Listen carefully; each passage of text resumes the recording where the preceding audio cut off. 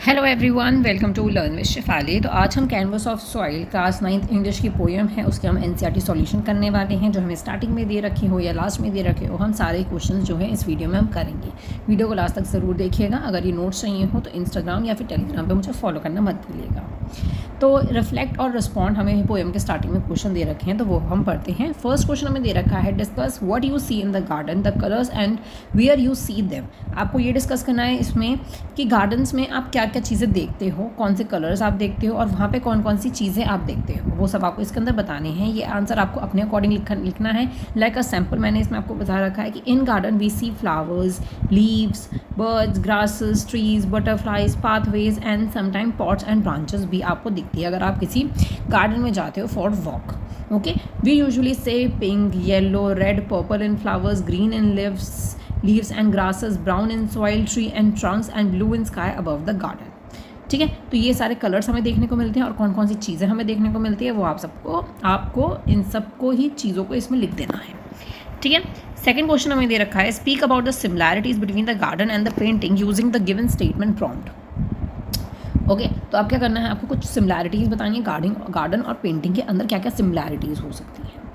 ठीक है, sample question दे रखा है, आंसर दे रखा है मैंने, आप अपने अकॉर्डिंग आप लिख सकते हैं कि just as a garden is filled with colours arrange naturally by plants, similarly a painting is filled with colour arrange deliberately by an artist.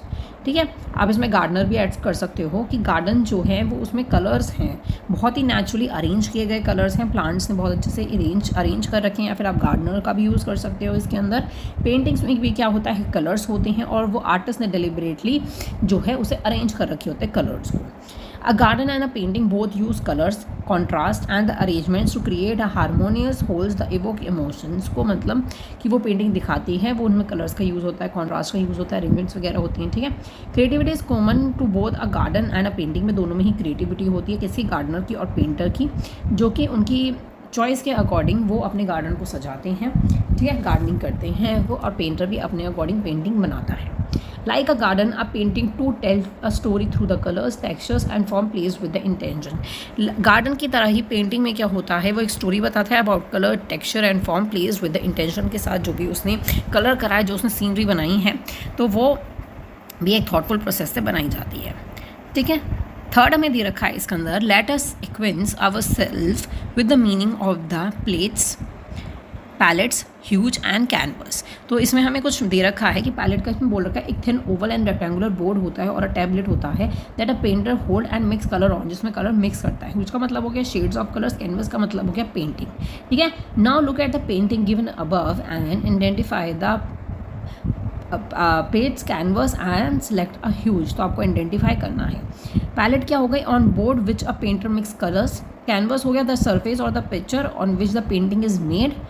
Huge हो गया green, same selected hues, any visible shade should be chosen. कोई भी visible shade जो है chosen किया जाता है जो सबसे ज़्यादा दिख रहा हो उस पेंटिंग में।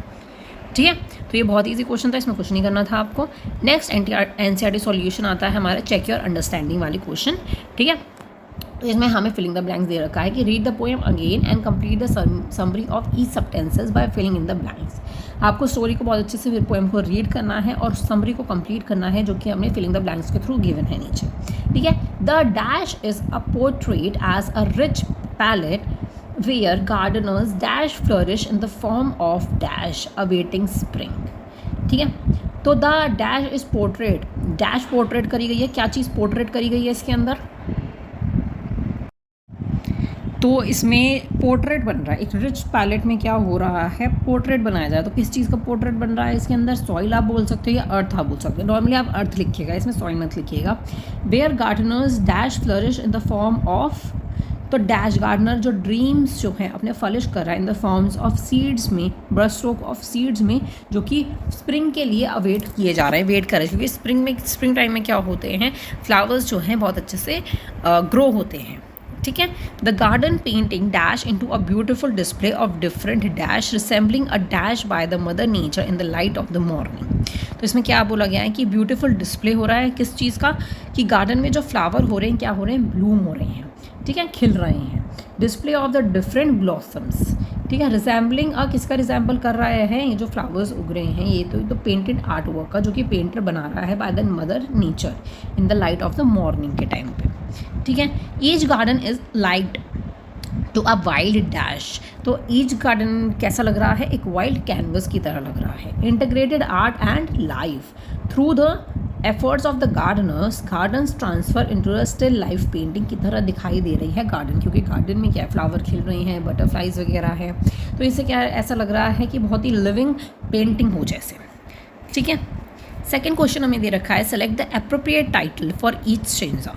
ठीक है, एक अप्रोप्रिएट टाइटल हमें बताना है ईच स्ट्रेंजा के लिए। 2 टाइटल्स आर एक्स्ट्रा, इसमें 2 टाइटल आपको एक्स्ट्रा भी गिवन है। ठीक है, तो एक टाइटल हमें कौन कौन से दे रखे हैं, nature's work of art, sweet smelling blossoms, gardens as a living canvas, earth and possibilities, the painter's canvas. ठीक है, तो स्ट्रेंजा हमें 3 ही दे रखे हैं। तो फर्स्ट स्ट्रेंजा में हमें क्या बता रखा है कि रिच पैलेट जो होता है और seeds as a brush stroke की तरह बोल रखा है, full of potential awaiting spring का वेट हो रहा है। ठीक है, मैंने यहाँ पे पूरी लाइन लिख रखी है, तो इस अकॉर्डिंग हमारा टाइटल बढ़ता है अर्थ एंड पॉसिबिलिटी, कि पॉसिबिलिटी क्या है, स्प्रिंग का वेट हो रहा है, इसी वजह से पॉसिबिलिटी बोला है, और अर्थ की यहाँ पे बात कर रहे हैं कि अर्थ को एज अ रिच पैलेट में एज अ डिस्क्राइब किया गया है। ठीक है। सेकंड स्टेंजा पे आते हैं, तो उसमें सेलिब्रेट किया हुआ है किसको, ब्लूमिंग गार्डन को। ठीक है, एक मास्टरपीस में जिसमें कि शेड्स हमें गिवन है, that is red green blue, ये सब आ रहा था ना सेकंड स्टेंजा में, कलर्स वगैरह, तो नेचर ऑफ वर्क आर्ट आप बोल सकते हो इसके अंदर। ठीक है। थर्ड स्टेंजा में गिवन है कि ईच प्लॉट जो है वो कैनवस जैसा लग रहा है, जहाँ पे आर्ट और लाइफ का दोनों का ही क्या हो रहा है, कॉन्सिडेंस हो रहा है। तो garden as a living canvas लग रहा है। ठीक है, तो आप इसके अंदर ये चीज़ ऐड कर सकते हैं। ओके, थोड़ा सा आपको एक्सप्लेन भी करना पड़ेगा कि इस क्वेश्चन के अंदर कि खाली आपको टाइटल ही नहीं बताना है, आपको थोड़ा सा एक्सप्लेन कर रखा है, करना है कि आपको उस पैराग्राफ में आखिर स्टेंजा में आपको क्या बताया गया है। एक्स्ट्रा न्यूज़ टाइटल्स हो गए, स्वीट स्मेलिंग ब्लॉसम्स और पेंटर्स कैनवस। ठीक है, ये भी आप टेक्स्ट में लिखना पड़ेगा आपको। नेक्स्ट हमें दे रखा था पोइट्रिक डिवाइसेस दे रखे थे, कॉलम 1 से हमें कॉलम 2 के एज एग्जाम्पल को हमें मैच करना था, तो मैंने सीधे सीधे मैच कर रखा है। इमेजनरी, हमने क्या चीज़ इमेजिन करी है उसमें, colours, blossoms, shades of green, मतलब इस पोएम को पढ़ के हम ये सारी चीज़ें, मतलब पूरी पेंटिंग जो है, पूरा गार्डन को हम इमेजिन कर पा रहे हैं, तो इसमें सारी चीज़ें क्या हो रही हैं, ऐड हो रही हैं। ठीक है। मेटाफर क्या है, garden as a painting metaphor हो गया। प्लॉट एज अ कैनवस, क्या हो रहा है, एक चीज़ को दूसरी चीज़ से कंपेयर, गार्डन को पेंटिंग से कंपेयर करा जा रहा है, प्लॉट को एज अ कैनवस बोला जा रहा है, सीड्स को एज अ ब्रश स्ट्रोक बोला जा रहा है, तो ये आपका मेटाफर हो गया। राइमिंग स्कीम क्या बनती है, AAB भी राइमिंग स्कीम बनती है इस पोएम की, जो कि आपको याद रखनी है, जो कि पूछा जा सकता है। टोन क्या है इसका, बहुत ही ज़्यादा एप्रिशिएटिव टोन है। मूड क्या है इसका, इंस्पायर्ड और डिलाइट मूड है। स्पीकर कौन है इसके अंदर, अ गार्डनर। एलिगरी कौन है, the garden symbolize life journey, growth, harmony and diversity. ठीक है, आई होप आपको ये चीज़ क्लियर हो गई हो कि क्या मतलब ये गार्डन जो है क्या सिंबलाइज करना है, वो आपको इसके अंदर बताना था। ओके, नेक्स्ट आ जाता है आपका क्रिटिकल रिफ्लेक्शंस वाले क्वेश्चंस। ये क्वेश्चंस हम पढ़ते हैं। सबसे पहले हमें 2 एक्सट्रैक्ट गिवन होते हैं, तो फर्स्ट एक्सट्रैक्ट पढ़ते हैं। Read the given extract from the poem and answer the questions that follows. Extract 1, brush strokes of used, planted, true, awaiting spring, vibrant, huge।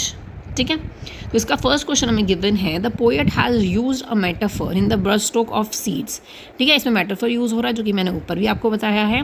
Which option from those given below use a metaphor, तो आपको कुछ option दे रखे हैं, उसमें आपको बताना है कि उसमें से कौन सा मेटाफर है। Her mother heart heard her heart felt request with kindness, तो ये कोई मेटाफर तो है नहीं, ये तो पता नहीं क्या बोला गया है कि मदर हार्ट जो है वो हार्ट बीट सुनता है, काइंडनेस मतलब पता नहीं क्या बोला गया है इसके अंदर, ये मेटाफर नहीं है। She has a heart of gold, उसका हार्ट ऑफ गोल्ड है, उसका जो दिल है उसे गोल्ड बोला गया है। ठीक है, तो ये मेटाफर है। Her heart did a dance of Joy on seeing the new doll, को देखकर उसका हार्ट डांस करने लग जाता है, तो ये तो नहीं है मेटाफर, किसी को किसी चीज़ के साथ कंपेयर नहीं करा गया है इसमें। She has a very kind heart, तो ये भी किसी चीज़ के साथ कंपेयर नहीं करा गया, लेकिन बी वाला ऑप्शन आपका करेक्ट हो जाता है, बिकॉज हार्ट ऑफ गोल्ड को डायरेक्टली कंपेयर करा गया है गोल्ड से, विदाउट यूजिंग लाइक और एज का यूज़ में नहीं हुआ है, तो ऑप्शन ए जो हो गया वो करेक्ट हो गया। ऑप्शन सी जो है पर्सोनिफिकेशन हो गया। ऑप्शन डी जो है वो फैक्चुअल स्टेटमेंट हो गया। ठीक है, नेक्स्ट हमें दे रखा है, complete the sentence appropriately. The phrases plant in true is significant because it implies, तो क्या इम्प्लाइज करता है कि सीड्स जो हैं बहुत ही केयर के साथ, बहुत ही इंटेंशंस के साथ, सिंसेरिटी के साथ, not केयरली but with a genius purposes के साथ, ठीक है, जेनरिक पर्पसेस के साथ, जस्ट जैसा पेंटर ब्रश स्ट्रोक की तरह ही, जैसे डेलिब्रेट और प्रिसाइज उनका ब्रश होता है, वो पेंटिंग करते हैं, तो वही चीज़ इसमें बोल रखा है इसमें। Why has the poet used the word huge instead of colors in the extract? क्यों बोला गया है? सबसे पहले जिससे पोएटिक ज़्यादा लगे, राइमिंग स्कीम बन सकें, एक पर्टिकुलर विविड शेड बोलने के लिए, which makes the imagine more artistic and musical लगे, it also fit the poetic expressions better, और पोएटिक एक्सप्रेशंस को बेटर करने के लिए, ठीक है। Complete the following analog correctly with the words from the extract. Summer जो है वो बहुत हॉट होता है, स्प्रिंग जो होता है, ऊपर हमने क्या पढ़ा था, वाइब्रेंट पढ़ा था, तो वाइब्रेट आपको लिखना है। Just as a summer is created by heat, spring is characterised by the wind, the extract itself use the phrase spring vibrant hues. ये एक्सट्रैक्ट ने खुद ही यूज़ कर रखा है, ठीक है। नेक्स्ट हमें लास्ट इसमें दे रखा है question, read the assertions and the reasons and selected the option that is correctly sorted, ठीक है।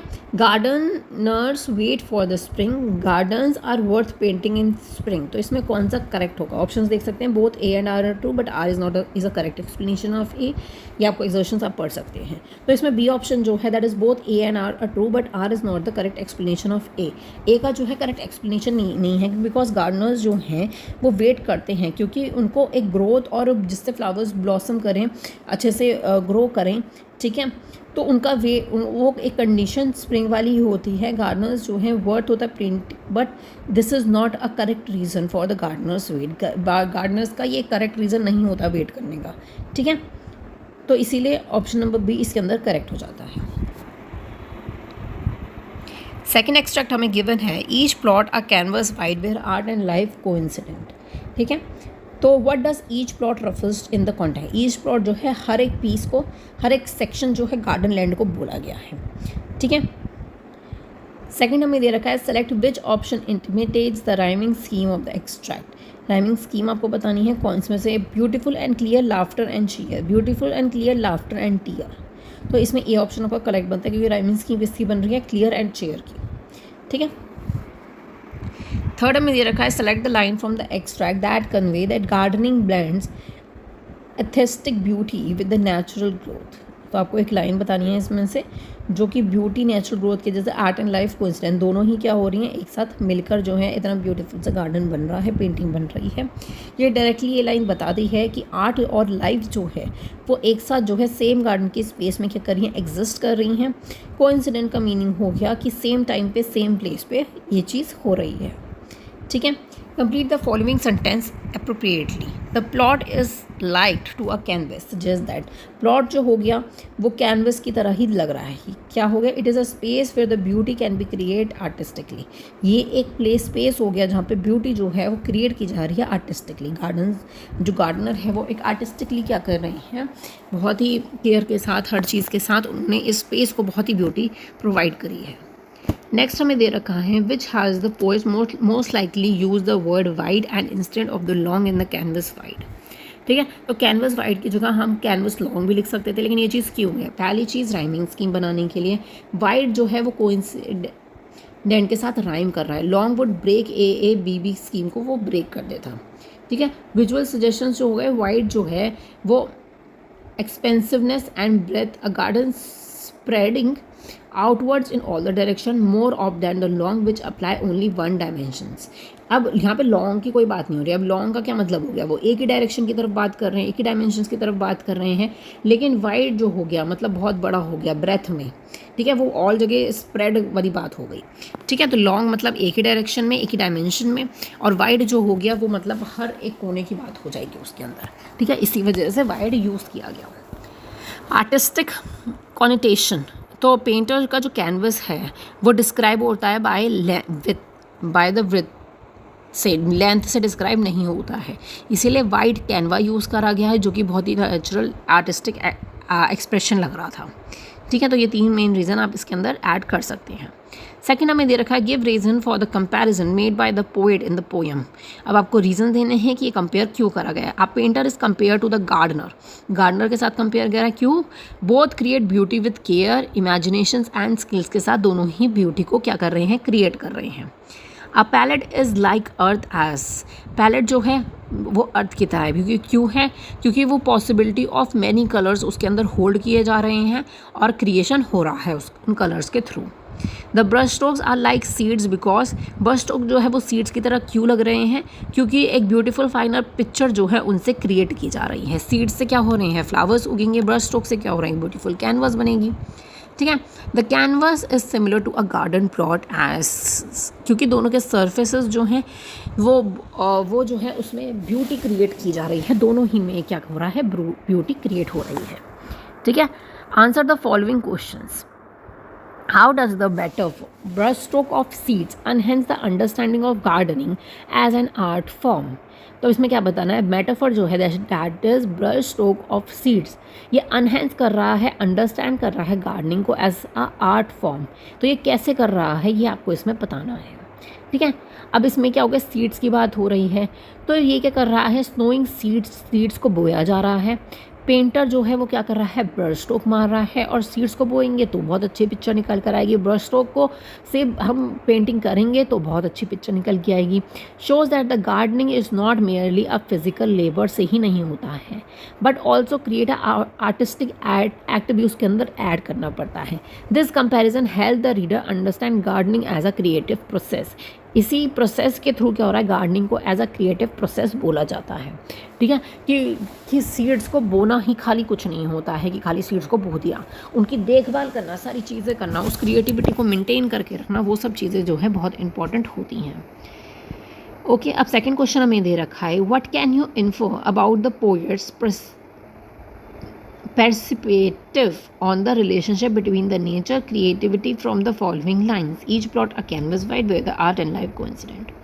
तो इस लाइन में आपको क्या बताना है, इनका मतलब आप लिख दीजिए कि क्या इन्फर करता है, क्या चीज़ बिलीव की जाती है। इसके अंदर क्या हो रहा है, नेचर और क्रिएटिविटी को दोनों को ही एक दूसरे से कनेक्ट किया जा रहा है, जहाँ पे ये बोला गया ना आर्ट एंड लाइफ।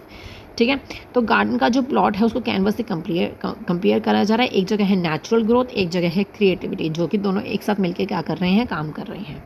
ठीक है, तो वही चीज़ आपको इसके अंदर लिखनी है। From the line each plot a canvas wide where art and life coincident we can infer that the poets believe nature and creativity closely connected होते हैं। The garden plot is compare to the canvas से compare किया जा रहा है because both natural growth and creativity work together. The gardener's efforts and the nature's beauty combine to create a living art work को create किया जा रहा है, suggesting that the creativity is not separate from the nature but grow with in it.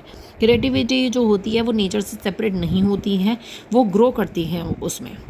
ठीक है, Do you think the imaginary in the poem successful paint a vivid picture in the reader's mind? If yes, why not?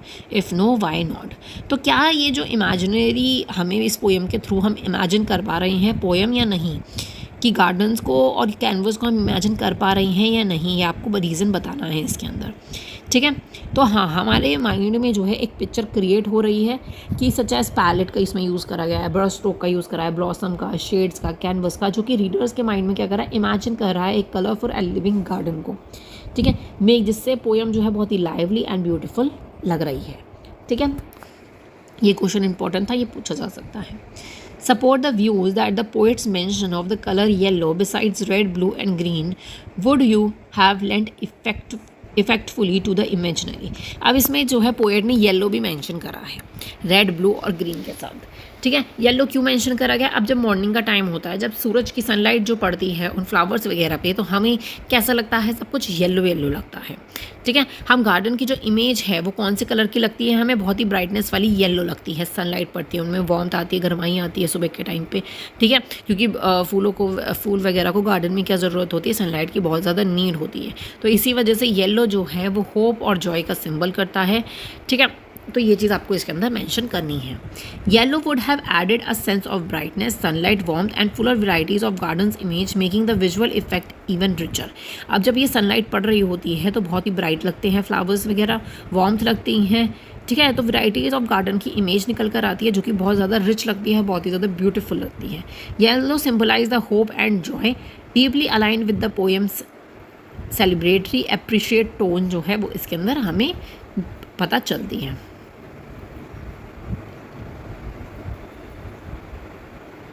Next हमें fifth question हमें given है, considering the line gardens become painting still, what you can interrupt about the poets view on the timelessness of the nature's beauty.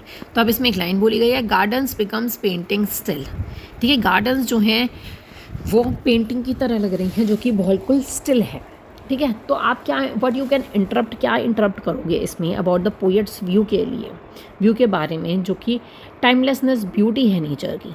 अब क्या इसके अंदर suggest हो रहा है कि लास्टिंग एंड मेमोरेबल जो है, लेकिन लाइक अ स्टिल पेंटिंग की तरह लगती है, जो कि बहुत ज़्यादा ब्यूटीफुल है। Even when looked at again and again, जब जब आप देखोगे ऐसा लगेगा एक स्टिल पेंटिंग आप देख रहे हो, जैसे कि आप साइड में पिक्चर देख सकते हैं। ठीक है, तो यही चीज़ इसके अंदर बोली जा रही है। नेक्स्ट हमारा लास्ट क्वेश्चन बनता है ये, justify the title of the poem. ये इंपॉर्टेंट क्वेश्चन है, टाइटल जस्टिफाई करना है आपको, कैनवस ऑफ सॉइल। ठीक है, तो टाइटल जो है बिल्कुल अप्रोप्रिएट है। पोएट जो है वो सॉइल ऑफ द गार्डन को एक आर्टिस्ट कैनवस से क्या कर रहे हैं, कंपेयर कर रहे हैं। तो इसी वजह से क्या हो रहा है, बिल्कुल टाइटल अप्रोप्रिएट है। ठीक है, just as a painter create an art on the canvas, a gardeners create a beauty in the soil by painting seeds and caring for plants. ठीक है, जैसे कि पेंटर जो है आर्ट क्रिएट करता है अपने कैनवस पे, वैसे गार्डनर जो है एक ब्यूटी क्रिएट करता है सॉइल के अंदर, सीड्स प्लांट करता है और उनकी केयर करता है। The title highlight the main idea that gardening is a form of artistic expression का जो है वो फॉर्म होती है, जहाँ पे नेचर और ह्यूमन क्रिएटिविटी कंबाइन होती है, जिससे एक लिविंग मास्टरपीस जो है वो निकल कर आता है। ठीक है, soil is our canvas, seeds are our brush strokes, care is our color and love is the art that makes the garden a masterpiece। तो ये मैंने लाइन ऐड करी थी इसमें, आई होप आपको क्लियर हो गई होगी। तो ये हमारा था लास्ट क्वेश्चन इसका, इसके आगे कोई क्वेश्चंस नहीं है, जस्ट फॉर द चेक मैंने करा था ऊपर। ओके, तो ये लास्ट क्वेश्चन को आप ध्यान से पढ़ लीजिएगा। आप थोड़ा लॉन्ग भी इसको लिख सकते हैं आंसर, थोड़ा सा एक दो चीज़ें आप इसमें ऐड कर लीजिएगा अगर लॉन्ग क्वेश्चंस में आता है तो। अगर आपको इनकी PDF चाहिए तो आप मेरे इंस्टाग्राम चैनल को फॉलो ज़रूर कर लीजिएगा, टेलीग्राम पे भी फॉलो कर लीजिएगा। मिलते हैं नेक्स्ट वीडियो में। Thank you so much for watching, keep supporting me, bye bye.